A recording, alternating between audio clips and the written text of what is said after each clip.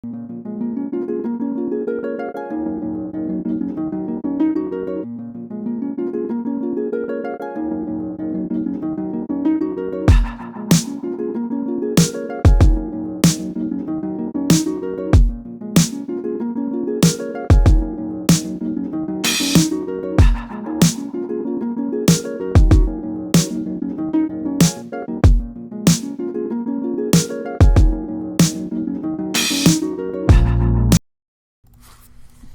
guys, here we are with a film study we're gonna do on Gervonta Davis, Tank Davis. I don't know exactly, I don't know too much about him. To be honest, I watch boxing fights, but I don't look at any media. I don't listen to interviews. I don't know if he went to the Olympics or not. I don't spend any time doing that. So when you guys post interesting tidbits about fighters and stuff, I really enjoy listening to it or reading it. Some people told me that Spence been fighting since he was 18. Then I learned that he was actually 15. But I just assumed because of his technique that he'd been fighting all his life. So I really appreciate when you guys give me tidbits about that. Also, the guy who hit me up about Frankie Gavin being an amateur world champion, right? That's a big deal, and that's a lot of interesting stuff that I don't usually spend a lot of time Googling or figuring out. But anyway, I kind of wanted to make this film study to kind of talk about Gervonta Davis and why developing a fighter is so important. I guess Kell Brook didn't have any amateur career. He didn't really... I don't know when he started boxing or started learning about boxing. He has pretty decent technique, pretty good technique for not having had any amateur experience. If that's true. I don't know if it's true or not. And I'm sorry, I'm a shitty YouTuber for not just Googling it before I make this dumb video. But it's interesting because he was a very protected fighter for a really long time. And he got a lot of criticism for it, right? Being 32 and 0 before he fought a real world champion. He won the title, the IBF title, from Matthew Hatton, who's not a world contender. He's not a real world class fighter. And then I guess people say he ducked Devin Alexander and dropped the belt. Then had a couple of not, I don't want to say bum fights, but had a couple of in-house fights, to kind of build his craft. And whether he was ducking Devin Alexander or not, I don't know. It's kind of hard to say. Devin Alexander wasn't that great of a fighter. He was a good fighter. He was good, but anyway, let's not talk about him. But it could have just been money. Fighting in the UK, maybe Devin Alexander didn't want to fight in the UK, so he dropped the belt and was like, man, I'm going to make so much more money doing this. But also, he could have legitimately been ducking him because he had a ton of amateur experience that apparently Kell Brook didn't have. And he got a lot of criticism for this, so I kind of want to show why having a thorough thoroughly getting your experience in the professional ranks is so important. Because I saw some comments about Gervonta Davis, and the last fight that I'm going to show you, it's only 5 months or 6 months before the first fight I'm going to show you, and I want to show you the evolutions of him as a fighter and why it's important not to protect them, but to build your fighter and teach him new things. The reason that you have somebody, you give them a slow career is so that you can figure out what their flaws are and work on them. When you spar the same guy every day in the gym, you don't really learn anything about that guy. They have headgear on, maybe they're just going out there slugging each other, but you don't really get to see the final product until they fight, in the gym, and you get to really assess their strengths and their weaknesses. And it's really important for a fighter's development that you go slow with them, especially when you don't have any amateur experience. Not like Gervonta Davis. I guess he has a lot, or so I hear. I don't know. But it's interesting because also Errol Spence, although he has stepped up his competition in his last 6 or 7 fights, he's fought in some pretty good fighters. He's still really new to the professional ranks. Kell Brook having had, almost twice as many professional fights as him. I think he's had 37 fights, and Errol Spence has only had 21. But I kind of want to show you why that's important. And I think I talked for too long, so let's go ahead and just get into the fight. And we're going to talk about like setting up your punches, right, and being like a consummate athlete. So far, Gervonta Davis coming out, showing his opponent the jab and stuff, showing him the jab again, same guard, flicking his jab out there. And I want you to notice, look at how he's in his stance, and then he explodes and he throws a jab. But his opponent catches it really easily, right? Jab, jab, jab, jab. Throws a 1-2, right? But he explodes out of it. Let's take a look at that, right? And his opponent can see it coming, gets under the 2. The first punch, which is your setup punch, right? The jab, he feints, but his opponent knows that a 2 is coming after it, so he just ducks it. And you see Tank Davis kind of not seeing what that jab opens up, right? He just kind of commits to his offense and jumps in and doesn't land anything, right? Going in, back into the jab, same guard, right? A wide feint right here, right? And the guy that he's fighting right now, Luis Sanchez, not the greatest fighter, right? But again, does the same exact move, right? Feints a 1, goes for a 2. I'm not sure if it lands. I don't know. He saw the last one coming, and he almost counters him, right? But again, exploding out of his guard. Again, exploding out of his guard to throw those punches. No head movement, no upper body movement. He's not really doing anything to set the punch up, right? Jab, jab. Feint him right there. Good feint. Feigning. But look at take a second. Let's look at his opponent's really active guard, right?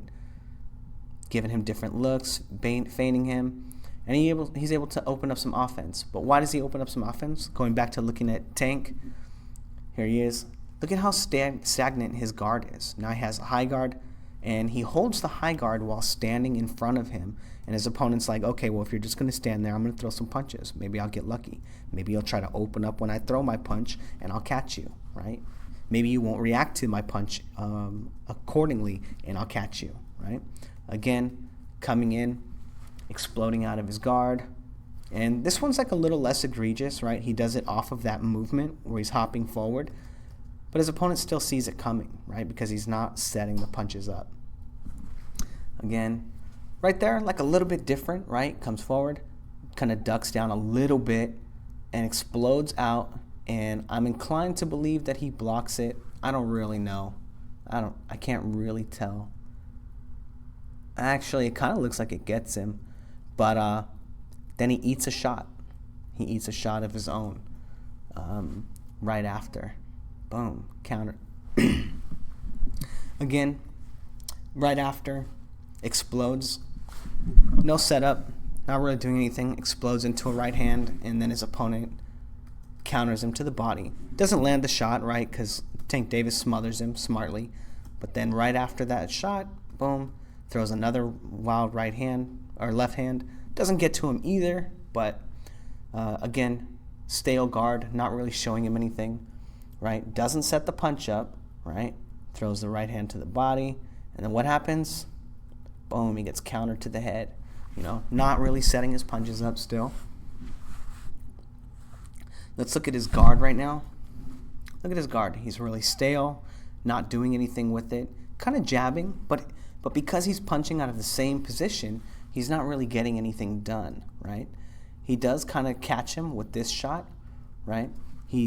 With the little hop forward, he feints him like it was a jab, catches him with the right hand. But again, stale guard. Does a good job of avoiding any damage there. Again, explodes out, doesn't catch him, and almost eats a counter. Here he is again. Stale guard. Explodes off of his guard and almost eats a counter.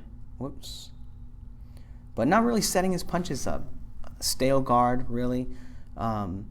He might have landed a couple clean shots, but again, right there, explodes out and almost gets countered. But not setting his punches up. And what we're going to do off of this, we're going to go watch, giving him some good feints, but not really doing anything with the information, right? Shows him that he's going to counter the right hand, right? But doesn't do anything with that information. But after this video, or this first round, we're going to go watch the first round of his very next fight that's only 3.5 months later. This is really interesting too. I want to talk about this. But his next fight that's only 3.5 months later, and Tank looks like a different fighter. It's incredible. I don't know what Mayweather did to him, but let's get into this real quick. Feints him, right? Actually, there was one feint before that. So here he is. Jabs at him, right? Feint. Sees that he's trying to catch it, right? Feints him again. He goes to catch it and shows him the right hand, right? His opponent shows him the right hand, and now he goes into a left hook or a right hook. But he goes into a right hook after showing him the jab. And when he had done that before, his opponent showed him that he was going to counter him with the right hand. I don't know why he would go in for a counter for a right hook when his opponent just showed him a straight right counter. He could have caught him with that and wound up being a big shot. Just not really reading his opponent and doing anything with the information. Anyway, again, stale guard, puts his hands up. His opponent just throws punches. Again, not setting his punches up. Explodes off of his guard, throws a body shot. It doesn't land. Nothing really there. Some good inside fighting. Catches him with a good shot. Hands up. And look what he does. Look at the feint, right? It's the same feint that he's exploding out of his guard with, and does the same exact movement, and he's able to get under the shot because he's not setting up his punches at all. Now that was a decent straight left that he didn't telegraph. He just threw it out straight. But again, stale guard. Stale guard. Wings a body shot that's blocked. Some good inside fighting there, right there. Davis showing that he's got good eyes. Again, stale guard. Catches that shot and then almost eats a counter. And then eats a body shot on the way out. Not a hard shot, it's more just to turn him and get out. But you can see Davis is having a hard time setting up his shots. Here he is again. Let's go back a couple seconds. Stale guard, right? He's just in the same guard and just eats a jab for nothing, because he's not really moving at all. Shows him a little bit of stuff right here, right? A little bit of, and then almost lands a shot. Maybe he even lands it. It doesn't matter. The point is, at that point, he was finally starting to get it and start giving him some head movement, right? But here, stale guard, eats a jab for nothing. I think he counters him here. That gets the back of his head right there.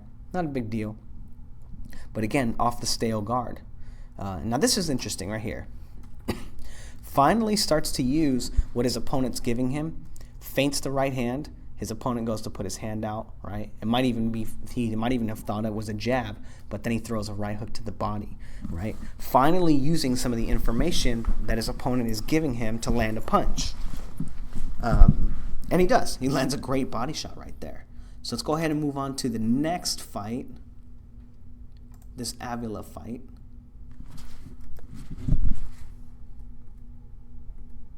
Here we go. And this is, Tank Davis looks like a completely different fighter.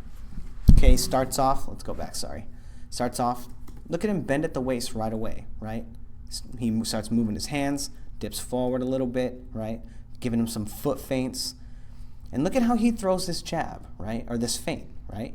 Doesn't explode out of his guard, and he sees how his opponent's going to react and moves back, right? Instantly showing that he's not the same amateur, right? exploding out of his guard and going to run into counters, like he was against him in the last fight. Again, not the same guard, active, a little bit more active, moving his front hand. Again, showing some more feints, showing that he's a little more comfortable in there. Not a super active guard, and he's kind of stagnant at the moment. There you go, a little bit of feint off of the head movement, right? Feints him with the head movement. Not even having to commit to like even moving his hand to start feinting now. Again, feinting again, showing him those feints. Again, dipping down, changing levels, getting his opponent to react to it. And let's see what he does with that, right? Touching his glove. Oh, we're in round 2. I'm a fucking idiot. I'm like, where's all the stuff that I thought was going to happen? We want to do the first round. Anyway, here he is, touching gloves. His left hand is much more active.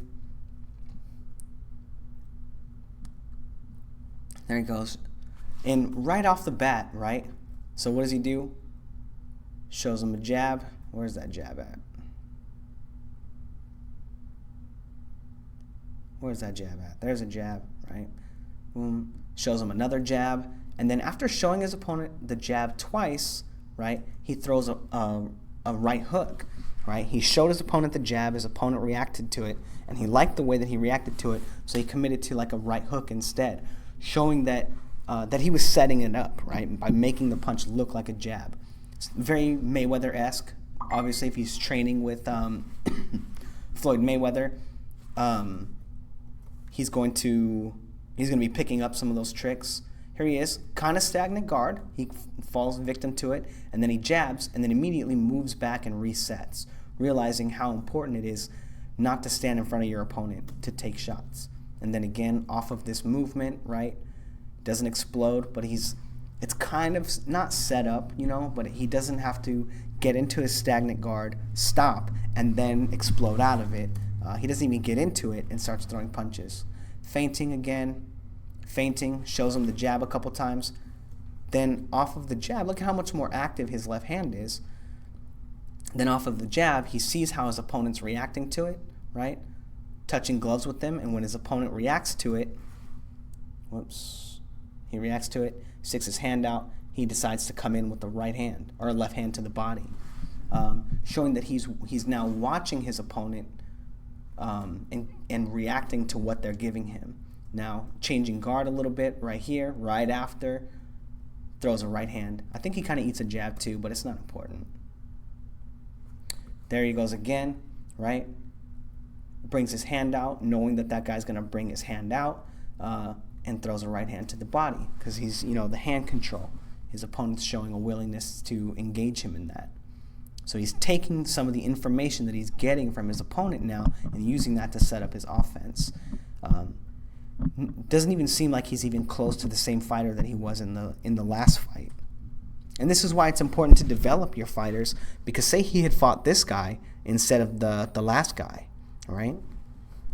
This guy's, way better fighter. But people were talking about how Gervonta Davis is moving slowly. This is really interesting too. So remember, they were touching gloves, and that guy was showing like a kind of a willingness to put his glove out with him or counter his jab. So Davis sticks his glove out, and expects him to try to counter the jab, right? So he uses the information that he gets from that to try and set up an uppercut. It doesn't work, but he uses good head movement after, and then when he's out of position, uses head control to reset. Again, doesn't even look like he's the same fighter. A little bit of a stale guard here, right? Not really giving him too many different looks. There you go, giving him a different look, But he's not, when he throws his punches, he's not exploding very obviously out of his guard. Like right there, it wasn't exactly telegraphed, like you can see when they like jump out of it, because he didn't move his feet. But doing a good job in hiding some of his offense in his guard. Still a long way to go. Here you go. He goes, boom, ducks down, gives him a right hook, ducks down, gives him a straight left hand, starting to hide his punches in his active guard, showing a tremendous amount of growth. Then right here, off this feint, right, feints him, his opponent ducks down to the right, then he jabs because he's out of position, right, out of position, and then catches him with the right hand. Now, if you watch Just Avila, right, he's not in position. After he responds to this feint, then he has to move to get out of the way of the jab, and he moves straight back, and Davis catches him while he's out of position with the right hand. Really smart stuff. He's shown that he's grown tremendously since his last fight, right? Now, this right hand, right, he's planted when he throws it, so he's not exactly exploding out of his guard because he's not coming forward. He doesn't telegraph it as much, but it's still like a pretty obvious punch. And then what does he do right after that? He ducks his head down in case there's a counter, something that he didn't have no responsible defense in his last fight, and then catches him with the left hook. I want to talk about this real quick. Part of that, part of the reason that like American fighters don't always punch with the knuckles of their glove is because they're taught to punch. To be the first one to engage in the amateurs, to throw lots of punches and throw them quickly, and then also be the last one to throw the punch, right? And because of the way that they throw their punches to throw them fast, they wind up kind of winging it like a slap, and then trying to turn it over at the last second to get the most amount of speed out of it, and that kind of carries with them into the pros. Like right here with this hook, right? He's not throwing a hook, right? The punch isn't getting there with his knuckles. He's winging his arm just like the amateurs, trying to keep the speed in it. And you'll notice that even though Tank Davis does have power, he doesn't always land with the knuckles as a punch, but sometimes as a slap. And don't get me wrong, you still don't want to get slapped by Tank Davis. But he would do himself like a huge favor. This is really impressive, by the way. But he'd do himself a huge favor if he learned to start leading the punches with the knuckles rather than like turning them over kind of at the last second. But this is really impressive right here. Here he is. He gets feinted, right? And his opponent probes, doesn't take himself out of position to punch, but Davis winds up out of position to defend the right hand, but he quickly whips it back and is able to block it. Really good defense, really good eyes on this kid. A lot of potential. Again, his opponent standing in front of him misses the shot. All right here. So he throws his punch, and now he's completely out of position. These are the times where you, like for defense, you need to control your opponent, but he doesn't. And he doesn't bring it back with a hook either. He just kind of comes back and tries to get his hips back into place to be in like normal defensive mode, and he's completely out of position. And Davis recognizes it and catches him with a bunch of shots. Really smart. You can tell that he's grown a lot since his last fight. And we're still going to do the next fight too. It's only like, it's really short actually. But again, responsible defense, trying to catch that last punch even though it doesn't come. Giving him kind of different looks. You can tell his guard is much better in this fight than it was before, right? Right here. He's here. Now he moves forward, moves back, right? And using those kind of movements to try and hide his offense, right? And then he gives him the feinted jab because he thinks he's going to come out and reach out for it, and then lands a right hand to the body. Tremendous growth in Gervonta Davis so far. And this is why it's important for you to take your career slowly so that you don't have to find out what deficiencies you have in the ring by fighting somebody who's completely outclassing and going to knock you out. And then here he goes. His opponent thinks he's going to throw a jab, right? And he's been setting it up with the jab all night. Goes to catch it, and then he throws a right hook instead. And that's like a classic, that is a very simple way of setting up your punches. You can spend a lot of time setting up your jab, right? So you throw the jab because it's like most of the time it's a low risk kind of punch. You can kind of come in and out. You don't even have to commit to it. Just show your opponent that you're throwing it, right? You can even do it out of range, and your opponent will react to it. And then it sets you up later on in the fight to do tricky things like that, or you explode out of your guard, even though it wasn't super set up, but you can land a right hook or something. Again, right here, not a stale guard, right? He's rotating his hips or his upper body coming in, and then he throws a punch off of it, kind of starting to hide his punches, kind of starting to hide his offense, getting away from that really amateur style. And again, right here, really smart, shows him the jab and doesn't explode, right? Doesn't explode out of it. He just eases himself into the punch off of his guard, right? And his opponent, look at his opponent. He's been pretty good against about reacting to most of his punches, but doesn't even see that one coming because he's doing it out of his guard. Really tricky.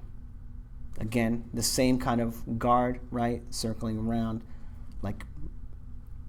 using the upper body movement. And again, trying to do it again right there. But showing that, he doesn't even seem like the same fighter, right? He's kind of shedding a lot of that that amateur stuff that was going on where you're in that really tight guard and you just explode out and throw lots of punches. But now, here we are. This fight, I think, is only 2 months after that last fight. And this is only 6 months after that first fight that I showed you. And all of the growth that he's had in 6 months, right? And how he's like a completely different fighter now. Now he comes out, and look at his. We could watch this whole thing actually in slow-mo because it's really short. But look at how wide and circular his arm is, right? No stale guard here. He's coming forward, winging his arm around, showing him the jab, kind of exploding out of it still. But right after that, right, let's see. So he shows him 2 jabs, right? 1 jab, catches him with it, right? Then shows him another jab, but look how his opponent reacts to it, right? Tries to get his hand on it and then tries to duck under it, but he moves his hand away from his face to try and see it, right? And granted, this guy's not as good as the last 2 fighters that he fought, but that's not the point. We're focusing on Tank Davis's setup, the setup of his shots now. And now he comes forward and he telegraphs that he's going to punch, right? Gives him a little foot feint, right? And now his opponent thinks he's going to jab because he showed him 2 jabs already. And he kind of catches him with the right hook right there. And then after the hook, he pivots out, right? Really smart. Excuse me. But he hid that punch with the feint and the 2 previous jabs that he threw before. Now he goes back to throwing jabs. He's like, no. I'm not trying to throw a hook. Jab, jab, jab, right? Active guard, swinging his arm, giving him different looks, goes to the body with another jab, feints him first, catches him. But look at what his opponent does to the jab. He tries to get his arm in the way of it. He doesn't, right? But that's not the point. He's looking, Gervonta Davis is looking at what his opponent is giving him, and now he makes a decision here, catches him with the flying right hook, because he knows how his opponent's going to react to the jab, right, when he thinks it's a jab. So he brings his hand down, catches him with a huge punch, and that's the end of the fight. So showing that, going from the first fight, right, where he's exploding out of his guard, feinting with his jab, right, and then just exploding into a right hand that was either meant for the body or the head, regardless of how his opponent responds to the feint, right? So very, very rudimentary setup of his shots to kind of try to hope his opponent makes a mistake. To the second fight, where he starts having an active guard that sets up his opponent, or that sets up his offense where he doesn't need to explode out of his shots because he's not stagnant, not completely stagnant, and he's able to kind of look at his opponent and see the kinds of things that he's giving him, where he would feint with his jab or probe with his jab and expect his opponent to react a certain way, and he could catch him with that uppercut that he would show him, or he would catch him with a straight right, or just straight left, sorry. But most importantly, not using the stagnant guard that he had in the first fight. Bearing in mind that fight was only 3.5 months later. Coming to this fight, which is less than 2 months later, he comes out with an extremely active guard and is immediately setting up his punches, showing his opponent the jab, seeing how he reacts to the jab, and then seeing if his offense is going to work and catches him with the right hook. Then going back to the jab, showing his opponent the jab, making sure that he understands exactly how his opponent's going to react to it, and flies in with the hook and knocks this guy out. Granted, this guy is not nearly as good as the last 2 fighters, but the fact that he's actually using the information that his opponent is giving him about his guard, about his defense, about how he's going to react when he's setting up his punches, and then using it to land hard, clean, effective shots in only 5 months, right? He's completely blossomed as a fighter. You know, he's not there yet, right? Like, he's not like, this is not as good as he's going to get. But this is exactly why it's important to allow your fighters to grow, right? You want to give them not easy fights, but fights that are around their skill level. And you can see, although in the first fight, Tank's punches are harder, he's faster, he has way better technique than his opponent. You could arguably say that his opponent won that round. You know, when you look at the punches in slow-mo and you see that Tank's not really landing those shots, his opponent's blocking them and then countering him. It was a close round.